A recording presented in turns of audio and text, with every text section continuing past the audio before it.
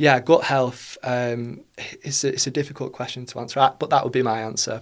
Just being able to enjoy what you want to eat without hurting afterwards. Perhaps it's easier to frame it in the context of what isn't healthy. So what symptoms and signs would people be experiencing that kind of isn't normal? Yeah, so going back to bloating, I think bloating is probably the thing that people report the most, but bloating's actually non-specific to the gut, right? So if you're a female, you can be bloated around your menstrual cycle. Yeah. I think we could all feel bloated if again, it's Christmas, we've overindulged. But bloating to be abnormal, I would say you're experiencing it several times per week or daily. It's uncomfortable. Usually your stomach is distended. So what a lot of people will say is, I'm bloated. But bloating is actually a feeling, right? When your stomach protrudes, so you almost look pregnant or you've swallowed a balloon, that's actually called distension. But we don't say I'm distended because that just sounds a bit silly, right? You wouldn't say that.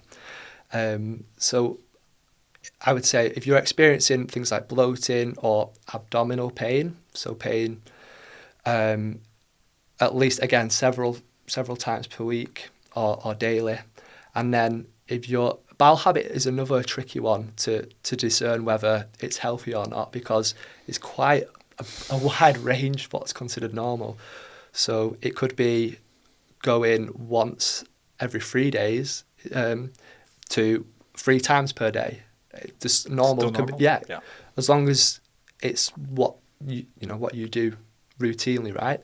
But when your bowel habit changes suddenly, so you're suddenly going more or you're suddenly going less, that's when that isn't healthy, and that's probably when you should be going getting checked out, right?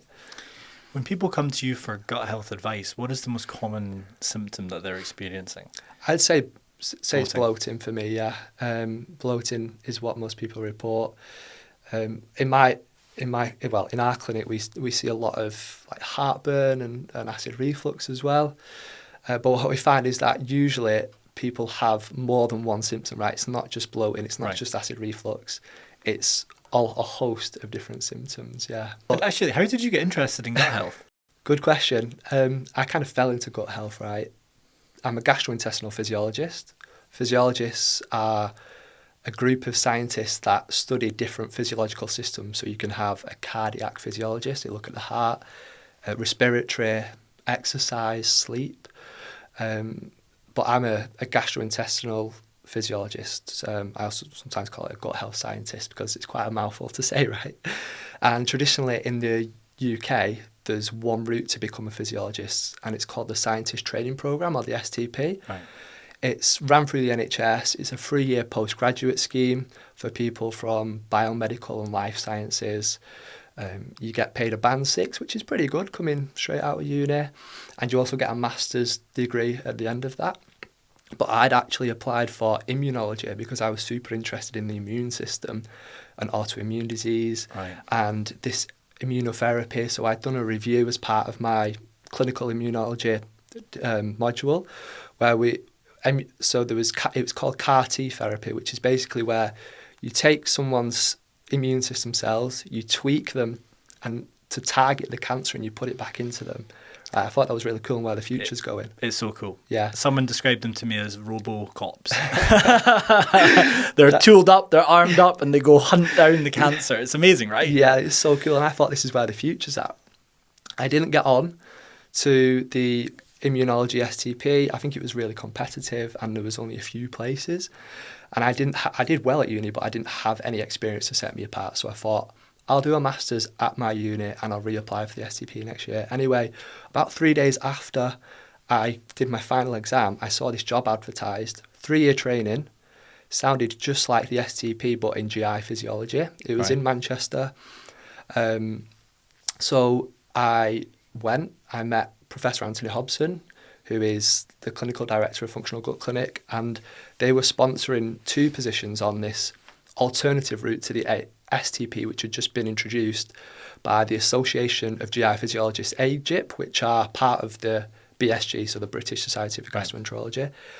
So there was 2 positions. They were given to 2 of my colleagues, but Anthony opened up a 3rd position for me because he said I was so passionate about the research that I'd done and the research that I wanted to do.